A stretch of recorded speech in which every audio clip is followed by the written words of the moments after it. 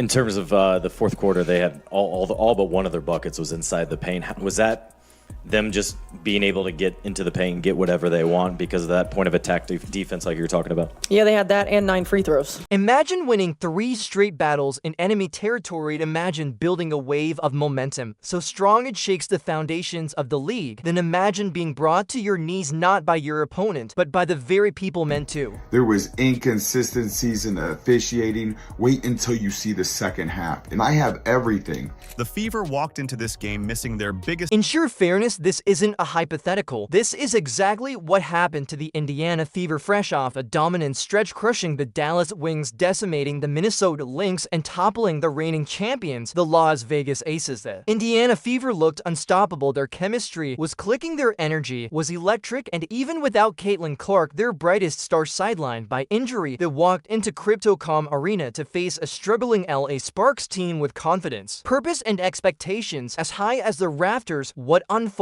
that night, though, was not basketball. It was a slow-motion train wreck of chaos, controversy, and officiating so egregious it pushed head coach Stephanie White to break character and deliver 5 words that lit the entire WNBA on fire. We didn't get the calls. This is the full story of that night, the pain, the passion, the proof that this Fever team, no matter how wounded, no matter how wronged, is still a championship. Finding out this morning that we probably need to hold out again today. It really is a day-to-day thing. And I think for us, making sure that we're prioritizing her long-term health and wellness. It's anybody who's had some of these types of injuries understand that sometimes it's a process. She's a quick healer, and she's been doing everything that she can to get back on the floor. So, we just want to make sure that we're hypersensitive to the big picture. Force. Waiting to erupt, let's go back to where it all started. You could feel it in the locker room. Confidence, not arrogance. The Fever had clawed their way to legitimacy in the toughest possible way. Winning without Caitlin Clark wasn't just a challenge, it was a statement. When you take away the most watched, most targeted, most scrutinized player in women's basketball and still win 3 straight, you're not lucky, you're built different. Aliyah Boston was playing the best basketball of her young career. Kelsey Mitchell, a franchise legend in the making, was stepping into a leadership role with elegance and fire. Natasha Howard brought the kind of veteran calm that only experience can provide. Even the role players McDonald, Hall, Cunningham were rising to the occasion, filling the gaps with grit and hustle. Clark's absence was felt, of course, her vision, her deep threes, her gravitational pull on defenses, but in a strange way it made the team more resilient. Every win without her made them believe just a little more. It wasn't just Caitlin's team, it was their team. And so when the matchup predictor from ESPN gave them a 73% chance to win and Vegas put the Fever as 6.5 favorites, it didn't feel like hype, it felt like the truth. The Sparks have been reeling 5 wins all season. Roster chaos, no momentum, no rhythm. This was supposed to be a formality. It became a firestorm. But even before tip-off, cracks were forming. Caitlin Clark was officially ruled out that morning. It was the 5th straight game she'd missed due to a groin injury, a cautious but wise decision by Stephanie White and the medical team. Everyone inside that building knew Clark's long-term health came first, then came more gut punches. Damaris Danis wasn't available, off representing Brazil in the FIBA America, a crucial rotation player gone. Then the bombshell Dane Evans Bonner, another bench staple, had quit the team entirely. Personal reasons, no warning, just gone. 3 critical absences all in a single day. Still, the belief didn't waver. The media, the analysts, even opposing fans expected the Fever to pull through. How could they not? They had the size, they had the rhythm, they had the momentum. But the moment that ball was tossed in the air, something felt off. The whistles, they didn't stop, and they didn't go both ways. Aliyah Boston caught the ball on the low block, went up for a clean spin and whistle. Offensive foul. She didn't touch anyone on the next possession. Mitchell got hacked on a jumper. No call. Moments later, Natasha Howard boxed out her matchup and got called for over the back despite being in front of her defender. 1 minute later, Sophie Cunningham gets literally grabbed around the... What does it take to get a team to be more consistent, especially from you on the coaching side of things? Yeah, I think a couple things. There's always got to be a high attention to knowing personnel.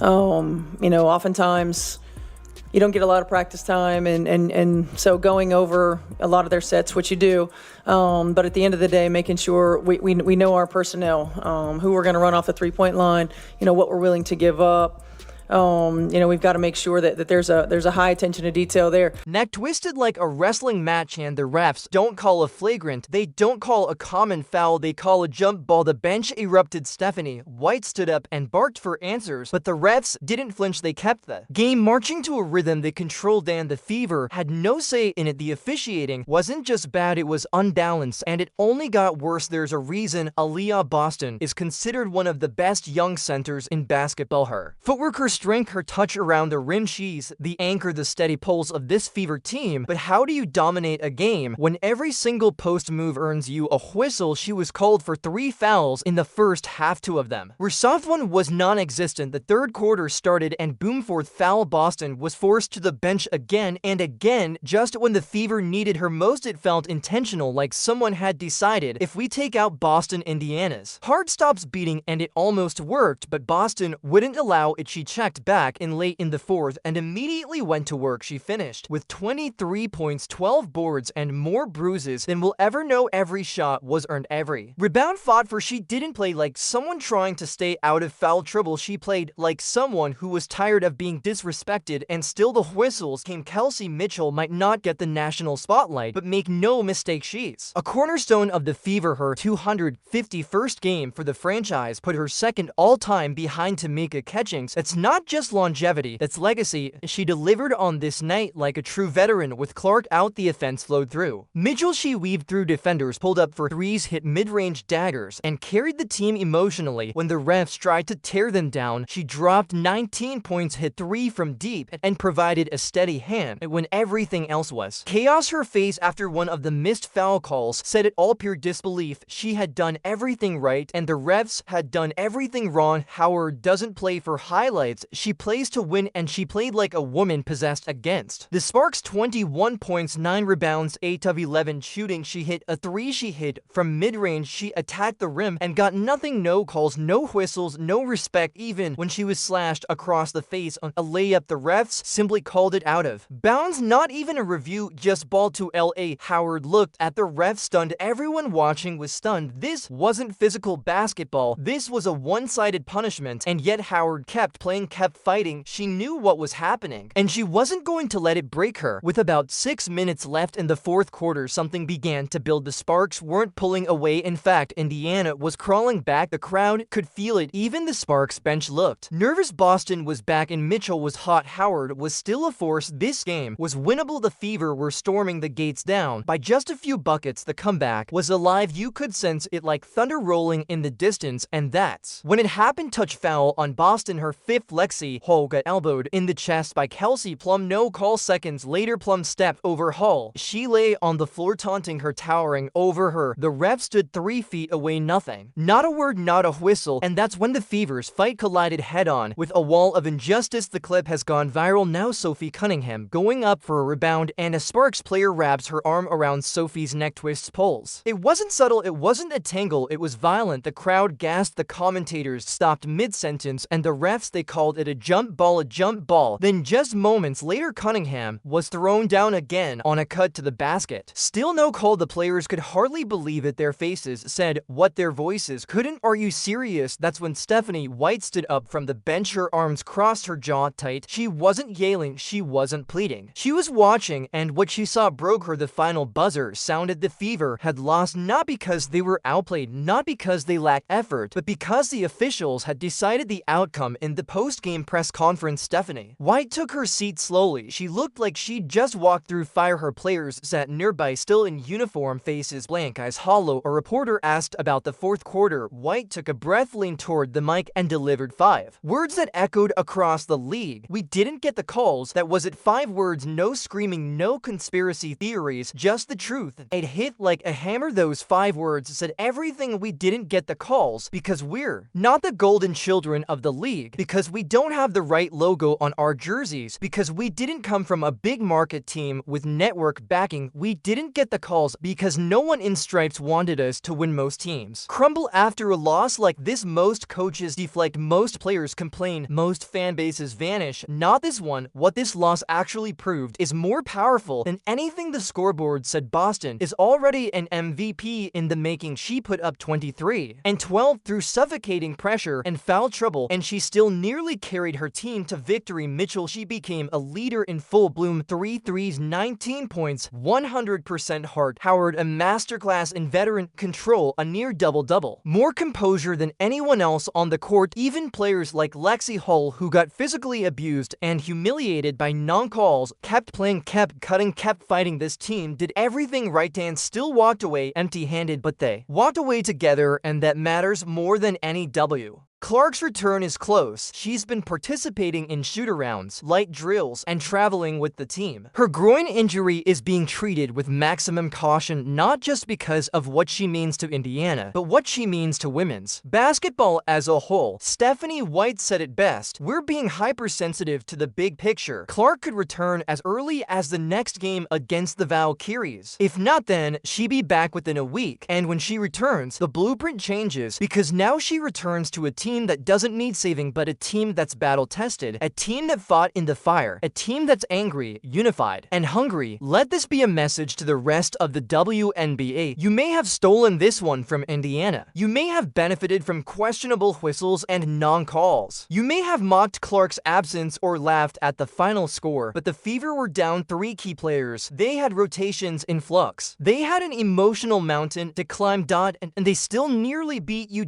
Now imagine them healthy. Clark on the perimeter, Boston in the post, Mitchell running hot, Howard commanding both ends, Cunningham wreaking havoc, Hall shutting down your best guard. This team's chemistry has been battle-forged. This pain is fuel. This anger is fire, and they are keeping receipts. Let's talk about the big picture. 20-5 isn't just another year, it's the year the Fever arrive for real. This season isn't just about getting wins. It's about building championship character. They've learned to win without Clark. They've learned how to adjust through injury. They've learned how to survive bad officiating and still stay competitive. Every game, every loss has taught them something new, and come playoff time, they won't forget. Not the fans who booed them, not the teams who mocked them, not the refs who ignored them. This team will remember every single slight, and they'll use it. So if you're a Fever fan, keep the faith. If you're a WNBA fan, start watching closely, because something is brewing in Indiana. It's not just talent. It's not just grit. It's righteous fury.